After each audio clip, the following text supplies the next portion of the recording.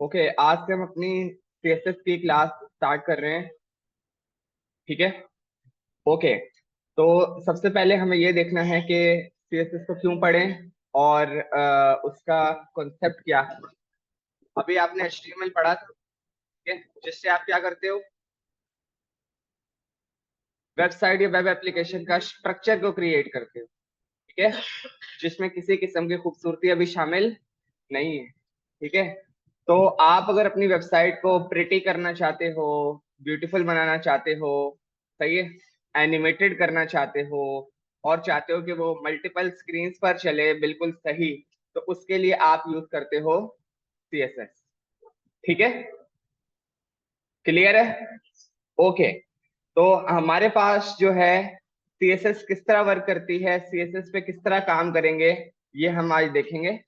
What CSS does, CSS क्या करती है, सही है, हाउ सीएसएस वर्क, किस तरह काम करती है, और रूल्स, प्रॉपर्टीज एंड वैल्यूज। सही है। मैं आप लोगों को सजेस्ट करूंगा, एडवाइस करूंगा कि जो नई एब्सेंट हो रहे हैं ना स्टार्ट से, यानी इस वाले मॉड्यूल से ना एब्सेंट हो, इसकी एक एक क्लास बहुत इंपॉर्टेंट है। ठीक है, कोई भी कॉन्सेप्ट कहीं भी मसला करे आप मुझे वहीं पॉज कर देंगे। क्लियर है। ठीक है, हम आते हैं। In this section, we will look at how to make your web pages more attractive, controlling the design of them using CSS. सही है, अपनी वेबसाइट को मोर अट्रैक्टिव किस तरह करना है और उसको सीएसएस के जरिए किस तरह डिजाइन, उसके डिजाइन को किस तरह कंट्रोल करना है, ये भी हम देखेंगे। ठीक है, अच्छा, introduce you to how CSS works, किस तरह वर्क करती है, teach you how to write CSS, CSS किस तरह लिखनी है, show you how CSS rules apply to HTML pages. अच्छा, मैं एक पर्सनल रिकमेंडेशन दे रहा हूँ, इस पे बहुत ज्यादा जो है ना हार्ड अपनी कमांड को बहुत ज्यादा अच्छा करना, क्योंकि बहुत ज्यादा जरूरी है। मोस्ट ऑफ द टाइम्स लोग क्या कर रहे होते हैं, कस्टमाइजेशन की तरफ ज्यादा आ रहे होते हैं। कस्टमाइजेशन मतलब मैं खुद बनाऊंगा, मैं चीज ढूंढ कर नहीं लगाऊंगा, मैं खुद बनाऊंगा। तो जब खुद बनाओगे तो आपको ईच एंड एवरी प्रॉपर्टी बहुत अच्छे से आनी चाहिए। ठीक है,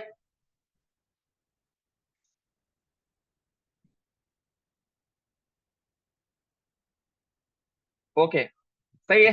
ये इन्होंने एक छोटा सा, बहुत छोटा सा वेब पेज बना के बताया है कि भाई आप इस तरह का अभी थोड़ी देर में बना रहे होगे। सही है, कि ये किस तरह बनेगा। सही है, और नीचे आते हैं। ठीक है, अच्छा, understanding CSS, thinking inside the box.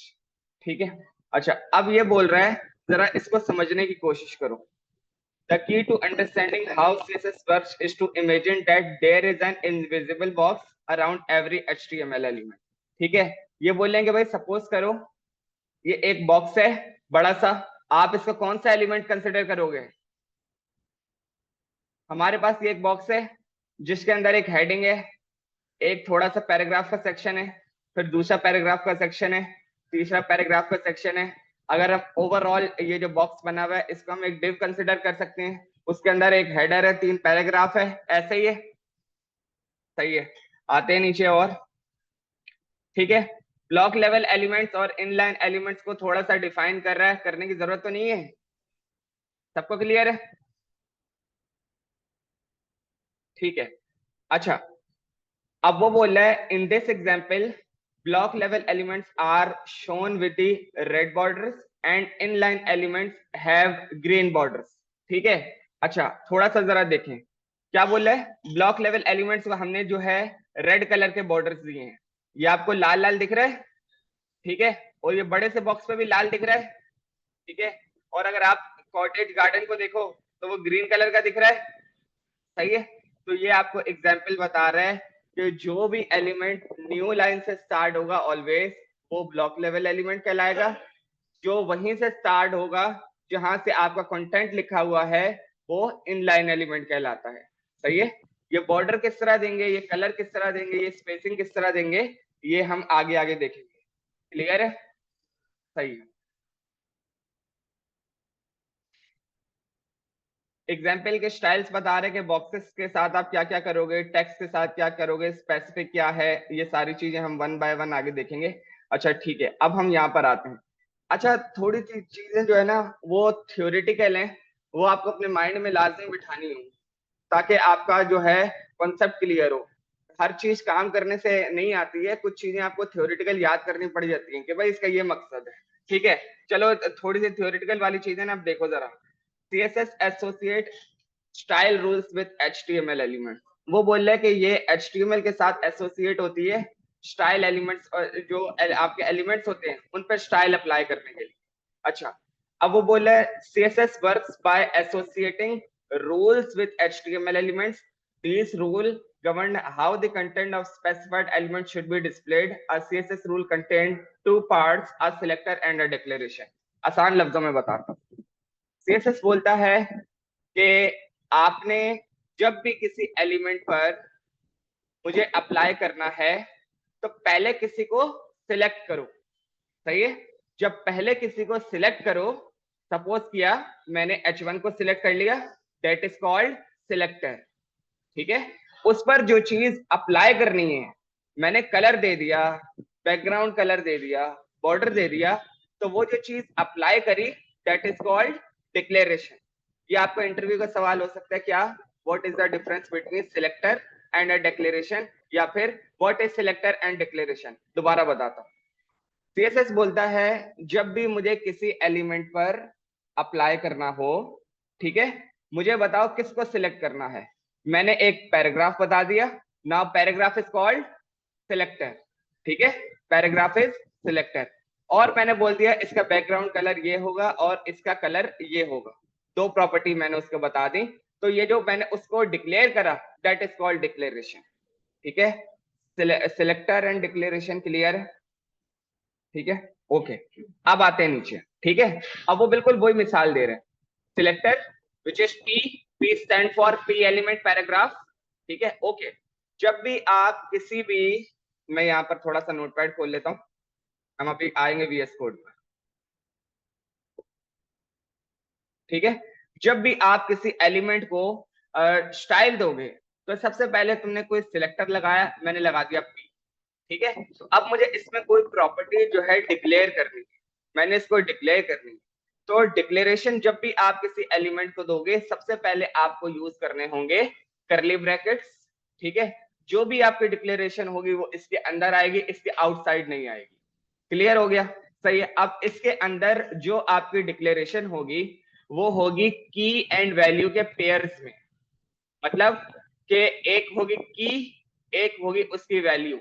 Like की क्या है, मैंने बताया कि भाई हमारे पास एक की होती है कलर, COLOR।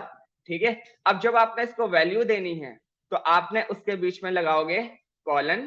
सही है, और उसके बाद तुमने सिंगल या डबल कोटेशन लगाया और उसमें बता दिया colour which is BLACK। And जब आपकी वो लाइन कंप्लीट हो गई, आपने लास्ट में लगा दिया टर्मिनेटर विच इज सेमीकोलन। ठीक है, दोबारा से, ये आपका पी हुआ, ये ओवरऑल आपकी डिक्लेरेशन हुई। जब डिक्लेरेशन को जब डिक्लेरेशन को आपने लिखना शुरू करना है, आपने यूज करने हैं कर्ली ब्रैकेट्स। सारी की एंड प्रॉपर्टीज उस कर्ली ब्रैकेट्स के अंदर आएंगी। सही है, जो भी आप डिक्लेयर करोगे वो होगा की एंड वैल्यू के पेयर में। सही है, जब आप की लिख दोगे उसके बाद आएगा कॉलन, और फिर आएगी सिंगल या डबल कोटेशन में उसकी वैल्यू। जब वैल्यू कंप्लीट हो जाएगी लास्ट में आ जाएगा सेमीकोलन और टर्मिनेटर। क्लियर है? कोई सवाल है तो पूछ। यस, सही है। अब जैसे मैं पी को हटा दिया, मैंने बोला पी सिलेक्टर नहीं है, H1 सिलेक्टर है, H1 पे चला गया। क्लियर है ये? ठीक है, आगे बढ़ते हैं। बिल्कुल सही है, आते हैं। ठीक है, अब इन्होंने ये बताया फॉन्ट फैमिली कॉलन और उसकी वैल्यू में दे दिया एरियल। फॉन्ट फैमिली यूज होता है आपका जो फॉन्ट आपको दिख रहा है, टेक्स्ट आपको दिख रहा है, दैट इज कॉल्ड फॉन्ट। ठीक है, तो उसको अगर आप चाह रहे हो कि मैं अपने हिसाब से स्टाइल वाला लगाऊं, ये वाला लगाऊं, मतलब ज्वाइनिंग राइटिंग होती है ना उस तरह का, या मोटा मोटा सा, तो उसके लिए आप फॉन्ट को कंट्रोल करने के लिए जो प्रॉपर्टी यूज करते हो विच इज फॉन्ट फैमिली। यहाँ बताने का ये मकसद है, ये सिलेक्टर है, ये उसकी डिक्लेरेशन। सिलेक्टर डिक्लेरेशन क्लियर है, आगे प्रोसीड करें। ठीक है, ओके।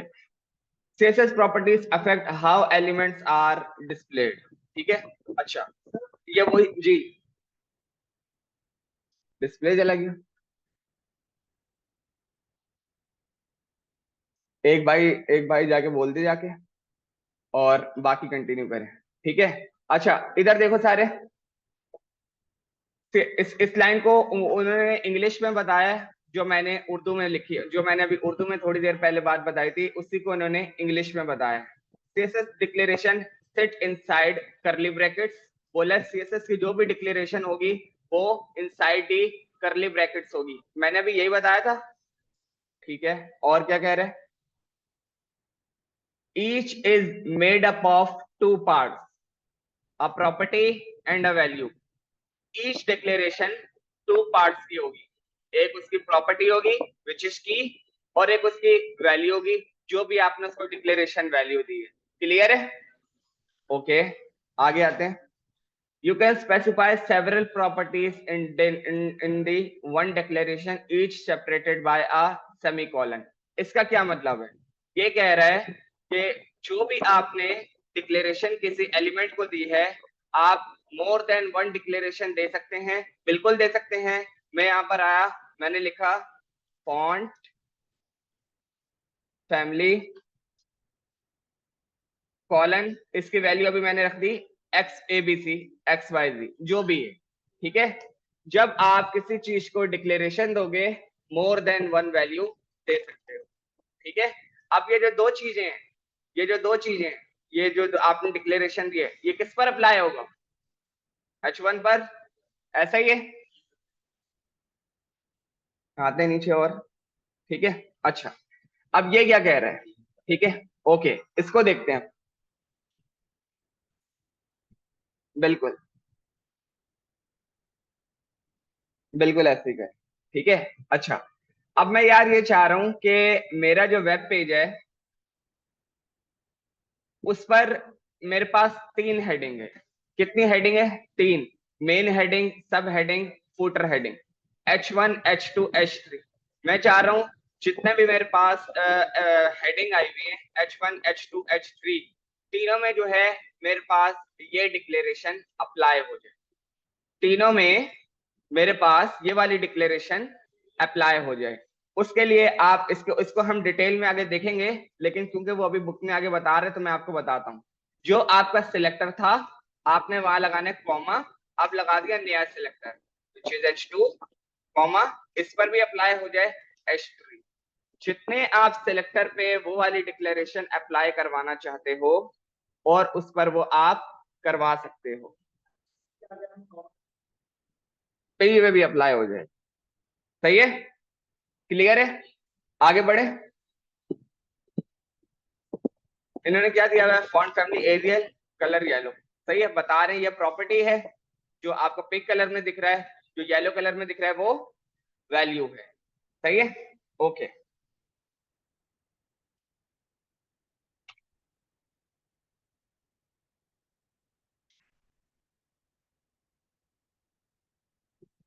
अच्छा, ये इन्होंने छोटा सा एक टास्क बनाकर दिया है। सही है, जो इंशाल्लाह थोड़ी देर में हम बनाएंगे। सही है, आते हैं सबसे पहले तो और आगे कि भाई अभी तक हमें सीएसएस का इंट्रोडक्शन और चीजें किस तरह वर्क कर रही हैं ये तो पता चल गया है, लगानी किस तरह ये अभी तक इन्होंने कुछ बताया नहीं। ठीक है, लगानी किस तरह, ठीक है, आ जाते हैं इधर। अच्छा, इन्होंने लगाना अभी बताया ही नहीं है। सही है, अच्छा, यूजिंग एक्सटर्नल सीएसएस। ठीक है, अब यहाँ पर तीन चीजें आती हैं, इनको ये भी इंटरव्यू के समय बहुत सारे क्वेश्चन है, तो आपने जो है इसको सबसे पहले नोट करना है। ठीक है, कि ये क्या है। आपके पास तीन तरीके की सीएसएस होती हैं। ठीक है, कितनी तरीके की, three ways to write CSS. सही है, नंबर वन, इनलाइन सीएसएस। सही है, number two, internal CSS. Number three, external CSS. ठीक है, हमारे पास तीन तरीके होते हैं सीएसएस को लिखने के। The recommended one is external CSS. सही है, ये आपके पास रिकमेंडेड है कि आप एक्सटर्नल सीएसएस को यूज करो। ठीक है, अच्छा किस तरह यूज करना है, सही है, वो अब हम करके देखते हैं। ठीक है, अच्छा आते हैं और कुछ ना कुछ थोड़ा बहुत शुरू करते हैं ताकि यार एटलीस्ट हमें पता तो चले करना क्या है। सही है, सीएसएस को लिखने के लिए आपने सीएसएस की एक एक्सटर्नल फाइल बनानी पड़ेगी। एक्सटर्नल की बात हो रही है तो इसका मतलब है एक अलग फाइल बनानी पड़ेगी। ठीक है, मैं आता हूं अपनी करंट डायरेक्टरी में और जो पहला ऑप्शन आ रहा है न्यू फाइल का, इस पर मैं क्लिक करता हूं और मैं सीएसएस की फाइल का नाम तुम लोगों का जो मतलब जो दिल में आए जो समझ में आए वो फाइल का नाम रख देना। मैंने इसका नाम रख दिया style dot C S S. ठीक है, pretty dot C S S, beautiful dot C S S, ये नाम रखना चाह रहे हो ये नाम रख लो, कोई मसला नहीं है, सब सारे ही रखते हैं। ठीक है, एंटर किया, उसने एक सीएसएस की फाइल बनाकर दे दी। उसने एक सीएसएस की फाइल बनाकर दे दी और मैं यहाँ क्या करता हूँ, एक H1 और एक पैराग्राफ लगा लेता हूँ कि today we have the class of CSS. ठीक है, सेव करते हैं और आउटपुट जाकर देखते हैं। सही है, मेरे पास ये आउटपुट आ रहा है। ठीक है, अच्छा भाई उन्होंने बताया था कि अगर आपने किसी एलिमेंट पर सीएसएस अप्लाई करवानी हो तो सबसे पहले उसको सिलेक्ट कर ले सिलेक्टर के जरिए। मैंने यहाँ पे लिख लिया H1, क्लियर है।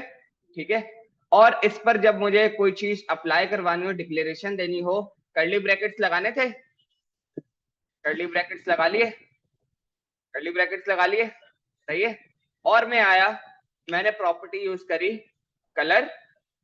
अच्छा ये देखो, ये जो मेरे पास बहुत सारी चीजें नजर आ रही है ना, ये आपके पास हो सकता है ना नजर आए, मेरे पास बहुत सारी कॉन्फ़िगरेशन हुई भी है और हो सकता है आपके पास आए भी। ठीक है, तो इसका ये मतलब नहीं है कि आपने चीजें याद ना करी हुई हो, चीजें आपको पता होनी चाहिए कि कौन सी प्रॉपर्टी क्या करती है, वरना आप इंटरव्यू नहीं दे सकोगे जो आपका क्विज होगा। सही है, कलर, और इसकी वैल्यू में ये मेरे पास बहुत सारे कलर दिखा रहा है, मैंने लगा दिया ब्लू और लास्ट में दे दिया मैंने कॉलन। दोबारा देखो, ये हो गया मेरा सिलेक्टर, ये हो गया मेरा डिक्लेरेशन, ये हो गई मेरी प्रॉपर्टी, कॉलन, उसकी वैल्यू और लास्ट में सेमीकोलन और टर्मिनेटर। ठीक है, सेव करते हैं, वापस जाते हैं, रिफ्रेश करता हूं तो उसने मेरे H1 पर अप्लाई नहीं किया, H1 पे अप्लाई नहीं किया। क्यों? क्योंकि CSS मेरी बन चुकी है लेकिन वो HTML के साथ एसोसिएटेड नहीं है, उसको नहीं पता कौन सी CSS चलानी है। ठीक है, तो जब आप एक्सटर्नल CSS लिख रहे होते हो आपको उसको अपनी CSS के साथ लिंक करवाना पड़ता है। जब लिंक करवाना पड़ता है तो आप मुझे बताओ, अगर हम इसको लिंक करवाएं तो क्या इसको ब्राउजर से ब्राउजर पर दिखाने का कोई मतलब है या नहीं है? अगर मैं कोई ऐसा टैग यूज करूं जो मुझे ब्राउजर पर नहीं दिखाना, सही है, तो वो मुझे कहाँ लिखना चाहिए? हेड के अंदर, क्योंकि वो इंफॉर्मेशन मुझे ब्राउजर पर नहीं दिखानी। तो मैं सीएसएस की इंटीग्रेशन के लिए जो एलिमेंट यूज कर रहा हूं उसको मैं हेड के अंदर लिखूं। यहां मैंने एक कमेंट लिख दिया, एक्सटर्नल सीएसएस फाइल, और उसके लिए मेरे पास एक सेल्फ क्लोजिंग टैग है विच इज लिंक। सही है, लिंक। अच्छा, लिंक में हमारे पास कौन कौन सी चीजें हैं, ये क्या बता रहे हैं, पहले इनको देखते हैं उसके बाद हम अपना खुद जाएंगे। अच्छा, सबसे पहले वो बोला सोर्स बताओ, विच इज href। सही है कि भाई लोकेशन क्या है, मुझे करंट डायरेक्टरी पे चेक करने मेरे पास क्या लिखा हुआ है, क्या कैसे चेक करूंगा? डॉट स्लैश, वो मेरे को बता रहा है style dot C S S, ठीक हो गया। ठीक है, अब उसको बताना पड़ेगा आपको रिलेशन क्या है। ये वाली प्रॉपर्टी और वैल्यू कांस्टेंट रहेगी, ये इसके पास एट्रीब्यूट्स है ना तीन, इनमें से एक चेंज होगा, बाकी बल्कि एक कांस्टेंट है, बाकी दो चेंज हो सकते हैं। ये चेंज हो सकता है क्यों? आपकी फाइलें एक से ज्यादा भी हो सकती हैं, दूसरी भी हो सकती हैं। ठीक है, तो ये तो कांस्टेंट नहीं है, यहाँ पर एक आता है rel which is relation, ठीक है। इसकी वैल्यू हमेशा आपके पास क्या रहेगी, इसकी वैल्यू आपके पास हमेशा रहेगी स्टाइल शीट, ठीक है। तो मैंने यहाँ पे लगा दिया स्टाइल शीट, क्लियर है, ठीक है। अच्छा अब एक और चीज आती है विच इज टाइप। आप जो सीएसएस लिख रहे हो उसका टाइप क्या है, मैंने बोला टेक्स्ट स्लैश सीएसएस। जो भी टेक्स्ट लिखा जा रहा होगा हमारा लेना देना सिर्फ उसी से है। इसका क्या मतलब, इसको थोड़ी देर में देखते हैं, ठीक है। अब अगर मैं कंट्रोल का बटन दबाकर href के इस लिंक पर जाऊं और क्लिक करूं तो वो मुझे सीएसएस के लिंक पर लेके जा रहा है, ठीक है। दैट मीन्स मेरी का फाइल एसोसिएट हो चुकी है और मैं सेव करता हूं और वापस जाकर देखता हूं, हो गया भाई, हो गया। अच्छा अच्छा सा लग रहा है, थोड़ा थोड़ा नीला कर लिया हमने, सही है। आते हैं वापस और पी को भी हम कुछ ना कुछ करके देखते हैं। यहां पर आया, सिलेक्टर के लिए पी लिखूंगा, पहले पी डिक्लेरेशन देने के लिए कर्ली ब्रैकेट्स लगाऊंगा, ठीक है। कलर लगाया और उसकी वैल्यू लगा दी रेड, ठीक है। रेड मैंने उसकी वैल्यू कर दी, ठीक है। अब हम जाके आउटपुट देखते हैं कि हमारे पास आउटपुट क्या आ रहा है, ठीक है। सेव किया, वापस आते हैं, रेड हो गया, जबरदस्त हो गया भाई, ठीक है। आते हैं वापस यहाँ पर और यहाँ पर मैंने इसी हेडिंग को कॉपी करके, बल्कि नहीं एक H2 बना लेता हूँ,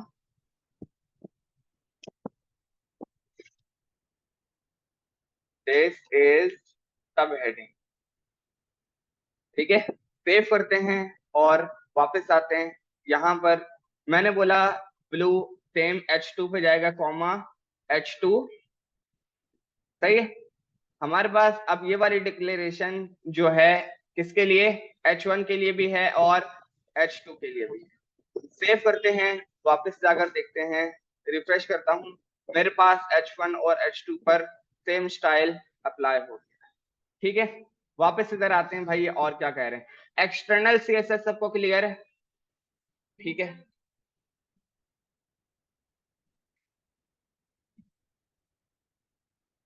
बिल्कुल, ठीक है। HTML से ज्यादा ही लिख रहे होगे वहां, सही है, उससे ज्यादा ही लिख रहे होगे आप। अच्छा आते हैं, अच्छा इंटरनल सीएसएस, ठीक है। मैं वापस आ गया, अब ये मैंने तुम्हारे सामने सीएसएस लिखी थी जो इस पर चल रही है। अगर मैं इस वाले लिंक को कमिट कर दूं, अब क्या होगा, अब क्या होगा, काम नहीं कर रहा, सही है। क्यों, हमने उसकी जो इंटीग्रेशन लिंक था उसको एक किस्म का हटा दिया या कमिट कर दिया, सही है।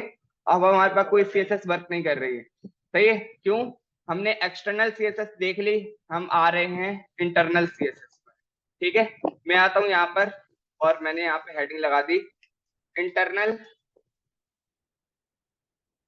सीएसएस, सही है। इंटरनल सीएसएस जी,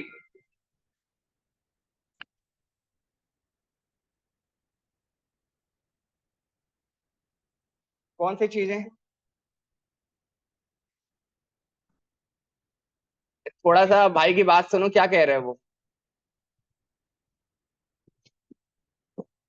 हाँ देखो, ये जो मैंने ये लगाया ना टेक्स्ट स्लैश सीएसएस, ठीक है, ये आपको मजीद स्पेसिफाई कर देता है कि जो काम इस फाइल में हो रहा है वो सीएसएस से रिलेटेड हो रहा है। आप अगर सब कुछ करो कि मैं यहाँ पर आता हूँ, ये आपको दिख रहा है, ये एक ऑप्शन दुनिया का ऊपर ये भी दिख रहा है।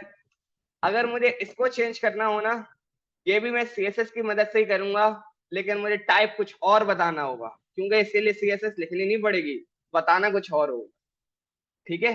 तो जो टाइप में आपने टेक्स्ट स्लैश सीएसएस बता दिया, उसमें टेक्स्ट का मतलब है जो चीजें अंदर लिखी हुई हैं, मेरा लेना देना सिर्फ उसी से है, किसी और चीज से मेरा लेना देना नहीं है।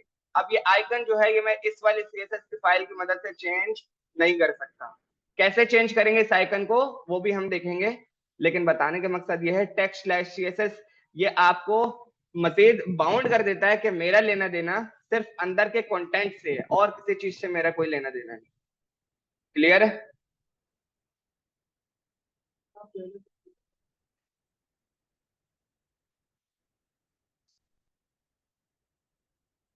कोई मसला नहीं है, बेस्ट प्रैक्टिस। सही है। वापस आते हैं। ठीक है, इंटरनल सीएस।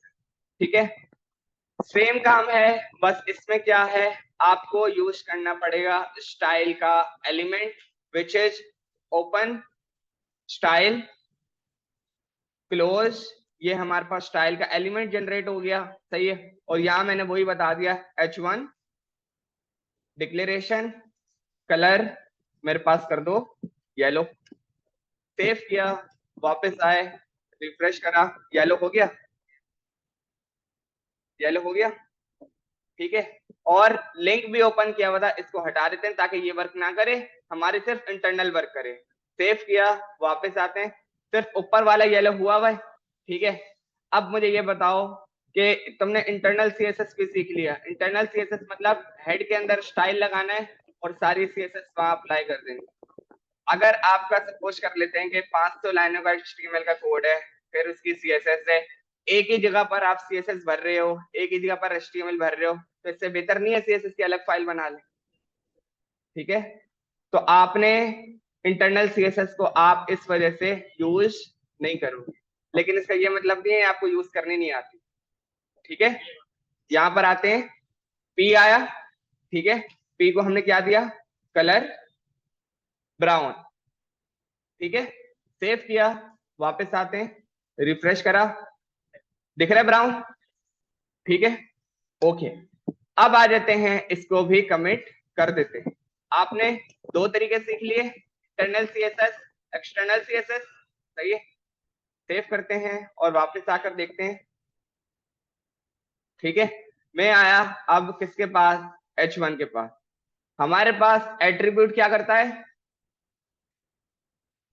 एडिशनल इंफॉर्मेशन के लिए हर एलिमेंट के पास, सीएसएस के हर एलिमेंट के पास एक एट्रीब्यूट होता है, किसका, स्टाइल का। किस लिए, इंटरनल सीएसएस, इनलाइन सीएसएस लिखने के लिए।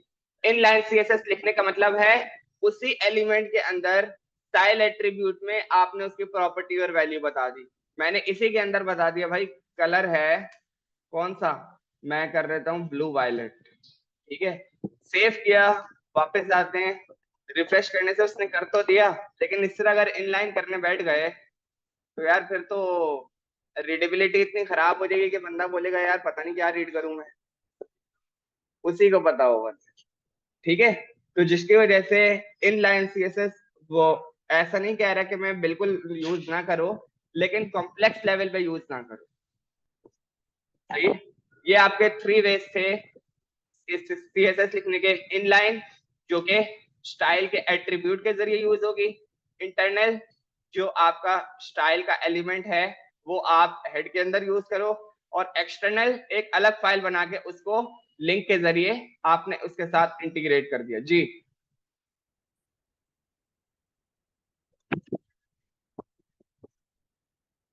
लाइन की, हाँ वो बात सही है, हम उस पर जाएंगे अभी। बिल्कुल, मैंने ये तभी तो बोला कि ऐसा नहीं है कि यूज नहीं करोगे, यूज करनी है। बहुत रेयर केसेस में कि भाई अब के इसके अलावा मेरे पास कोई ऑप्शन नहीं। ठीक है, यूज करता हूं मैं भी, तभी तो बता भी रहा हूँ, वरना अगर नॉट रिकमेंडेड चीज होती तो मैं ये स्किप करवाता।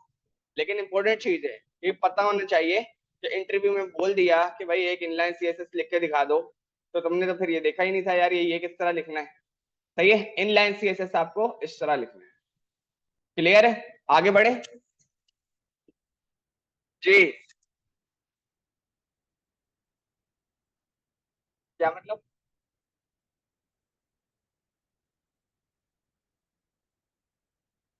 उसके लिए भी आप एक्सटर्नल या इंटरनल यूज करो। सही है।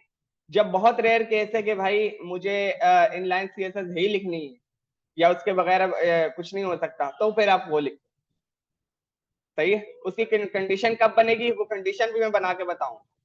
ठीक है, आते हैं वापस। बस ठीक है, इंटरनल क्लियर है।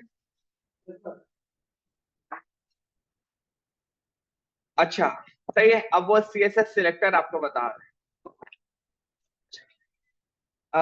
हम देखते हैं हमारे पास, अ, ठीक है।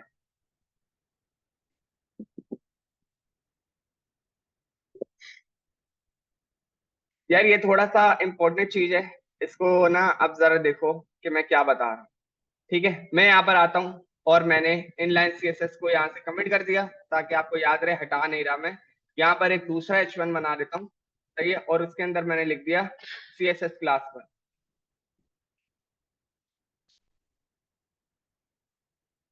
ठीक है, सेव किया, और यहाँ पर आके मैं एक्सटर्नल CSS को खोल देता हूँ, और मैं यहाँ पर आ जाता हूँ। मेरे पास H1 है, H2 है और P है। रिफ्रेश करा, सब चीजें वर्क कर रही हैं। ठीक है, ये कौन सा एलिमेंट है,